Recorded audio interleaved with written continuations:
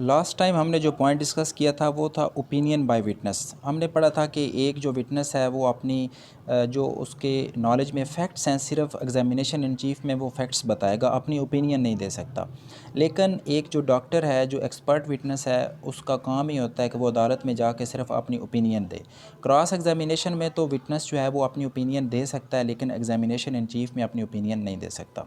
साथ ही हमारे पास पॉइंट है रिफ़्रेशिंग द मेमोरी। अब ये इसके ऊपर हमने एक पूरा आर्टिकल 155 पढ़ा था क्यूएसओ का, जिसमें ये बताया गया था कि एक विटनेस है जो बूढ़ा है, टेंडर एज है, स्टोरी का रिदम बहाल नहीं रख सकता, तो फिर उसको इजाज़त है कि आर्टिकल 155 के तहत वो अपनी मेमोरी को रिफ़्रेश कर सकता है। एक डॉक्टर है, उसने 3-4 अदालतों में एक दिन में पेश होना है और पोस्टमार्टम रिपोर्ट के ऊपर उसने अपनी गवाही देनी है, अपनी ओपिनियन देनी है, तो वो अपने जो कुछ पॉइंट्स हैं वो राइट डाउन कर सकता है, ताकि अदालत में उनसे थोड़ा कंसल्ट करके अदालत को जो सही फैक्ट्स एंड फिगर्स हैं वो बता सके। नेक्स्ट हमारे पास पॉइंट आ जाता है बिहेवियर ऑफ द कोर्ट। अब कोर्ट की कुछ जिम्मेदारियां हैं, कुछ कोर्ट की भी रिस्पॉन्सिबिलिटी है। वो ये है कि अगर एक विटनेस है जो डरपोक है, डर रहा है गवाही देने से, तो कोर्ट की ड्यूटी है कि उसको इनकरेज करे ताकि वो एविडेंस दे सके, जिसको हम बोलते हैं टेमेंट विटनेस। और दूसरा ये है कि विटनेस ज़्यादा बातूनी है, मेन बात पर नहीं आ रहा, इधर उधर की बातें मार रहा है, तो अदालत की ड्यूटी है कि उसको रिप्रेस करे। और अगर एक हैवी मस्कुलर आदमी आ गया है, तो अदालत का काम है कि एग्जामिनेशन इन चीफ में उसके ऊपर भी चेक रखे, ताकि वो किसी को डराए धमकाए नहीं। ये कोर्ट की 3 ड्यूटियां हैं, वो भी इनको पूरा करे कि अगर कोई डरपोक विटनेस आ गया तो उसको एनकरेज करे ताकि वो गवाही दे सके। और एक विटनेस जो है वो ज़्यादा बातूनी है, मेन बात पर नहीं आ रहा, तो उसको चाहिए, अदालत को चाहिए कि उसको रिप्रेस करे ताकि वो मेन बात जो है, जो मेन फैक्ट्स हैं उनके ऊपर बात करे। इसके साथ ही हमारे पास आ जाता है टेंडर ऑफ विटनेस। अब इसमें ये बताया गया है कि एक आदमी जो है, इतना विटनेस जो है उसका एग्जामिनेशन इन चीफ हुआ, एग्जामिनेशन इन चीफ नहीं हुआ, अपनी पार्टी ने उसको विदड्रॉ कर लिया कि इसका जो है हमने इसको एग्जामिन नहीं करना, अपनी पार्टी ने उसको अदालत में प्रेजेंट ही नहीं किया, तो उस आदमी का फिर क्रॉस एग्जामिनेशन भी नहीं किया जाएगा। जैसे एक आदमी का लिस्ट में नाम तो था कि ये गवाही देगा, लेकिन उसका एग्जामिनेशन इन चीफ नहीं हुआ, उसकी गवाही नहीं हुई, तो बाद में फिर उसको क्रॉस भी नहीं किया जाएगा। A party not appearing for examination in chief as his own witness would not be under obligation, तो उसके ऊपर कोई ऑब्लिगेशन नहीं है कि उसको फिर क्रॉस एग्जामिनेशन में भी मुखालफ पार्टी जो है वो क्रॉस करे, क्योंकि उसका एग्जामिनेशन इन चीफ ही नहीं हुआ, तो फिर क्रॉस कैसे हो जाएगा। तो जिसका एग्जामिनेशन इन चीफ नहीं हुआ उसका फिर क्रॉस भी नहीं होगा। साथ 15 पॉइंट हमारे पास है, वो ये है कंसेप्ट ऑफ एग्जामिनेशन। एग्जामिनेशन जो होते हैं इसकी 4 स्टेजेस होती हैं। इसमें जो पहली स्टेज होती है वो एग्जामिनेशन इन चीफ होता है। पहले नंबर पे प्रोसिक्यूशन जो होती है वो अपने गवाहों को पेश करती है और पूरी स्टोरी निकलवाती है, जिसको बोलते हैं एग्जामिनेशन इन चीफ।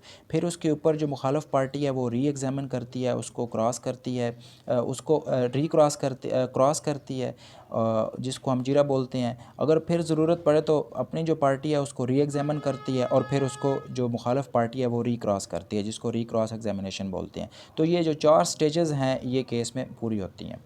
साथ ही हमारे पास पॉइंट इसमें आ जाता है यूजेज ऑफ स्टेटमेंट। अब एक जो स्टेटमेंट विटनेस ने रिकॉर्ड करवाई है, अब इसको कौन कौन इस्तेमाल कर सकता है।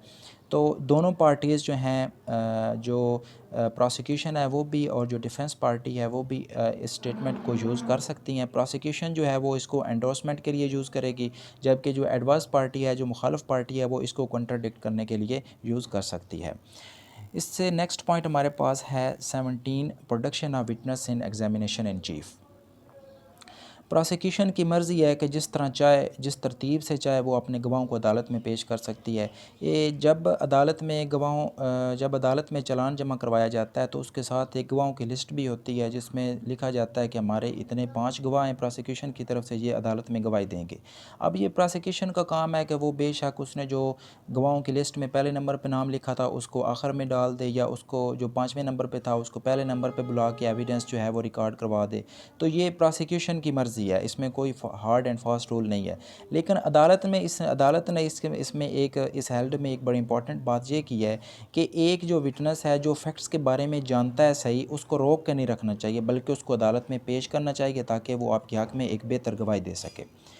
साथ हमारे पास इसमें पॉइंट आ जाता है 18 डेथ ऑफ द विटनेस। अब एक विटनेस है जिसका एग्जामिनेशन इन चीफ हो गया, लेकिन क्रॉस एग्जामिन करने से पहले उसकी डेथ हो गई, तो ऐसे विटनेस जो होगा उसने जो अपनी स्टेटमेंट एग्जामिनेशन इन चीफ में रिकॉर्ड करवाई थी उसको एविडेंस के तौर पर एक्सेप्ट किया जाएगा, एडमिसिबल है, लेकिन उसकी जो एविडेंशियल वैल्यू है वो लो होगी क्योंकि उसको क्रॉस नहीं किया गया। अगर क्रॉस कर लिया जाता तो वो एक बेस्ट एविडेंस थी, लेकिन चूँकि वो उसकी डेथ हो गई है, क्रॉस नहीं किया जा सकता, तो उसकी जो एग्जामिनेशन इन चीफ में जो स्टेटमेंट रिकॉर्ड करवाई थी उसको एडमिट किया जा सकता है। नेक्स्ट हमारे पास पॉइंट इसमें आ जाता है science of examination in chief. अब इसकी साइंस यही है एग्जामिनेशन इन चीफ की, इसका मकसद यही है कि एक जो असल स्टोरी है वो कोर्ट के सामने लाई जाए। जिस दिन एग्जामिनेशन इन चीफ हो जाए, कोर्ट ने इस हेल्ड में ये बताया कि जिस दिन एग्जामिनेशन इन चीफ हो जाए उस दिन ही उस आदमी का, उस विटनेस को क्रॉस भी कर लिया जाए।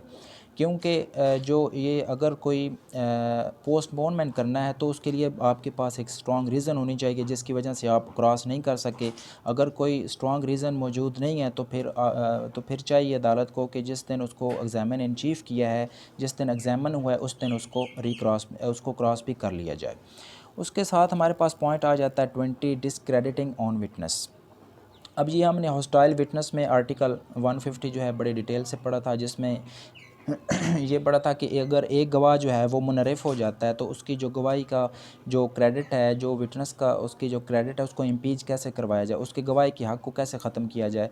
तो अपनी पार्टी जो होती है वो उसको क्रॉस करती है, क्रॉस करने के बाद उसको हॉस्टाइल डिक्लेयर कर दिया जाता है, फिर उसकी जो एविडेंस होती है उसकी कोई वैल्यू नहीं होती। तो ये आर्टिकल 150 में ग्राउंड्स बताए गए हैं जिनके तहत एक विटनेस की जो गवाही है उसकी हक़ को ख़त्म किया जाता है, और जो इम्पीच करने का प्रोसेस है, जो सारा प्रोसीजर बताया गया वो आर्टिकल 151 में बताया गया है। जब गवाह मुनरिफ़ हो जाए तो उसको हॉस्टाइल करवाया जाता है, दूसरी पार्टी से मिल जाए तो फिर कोर्ट की इजाज़त से उसे अपनी पार्टी ही क्रॉस करती है। अब ये एक हमने आर्टिकल 150 में जब हमने एक वीडियो बनाई थी उसके ऊपर हमने मुकम्मल ये सारी बात की थी।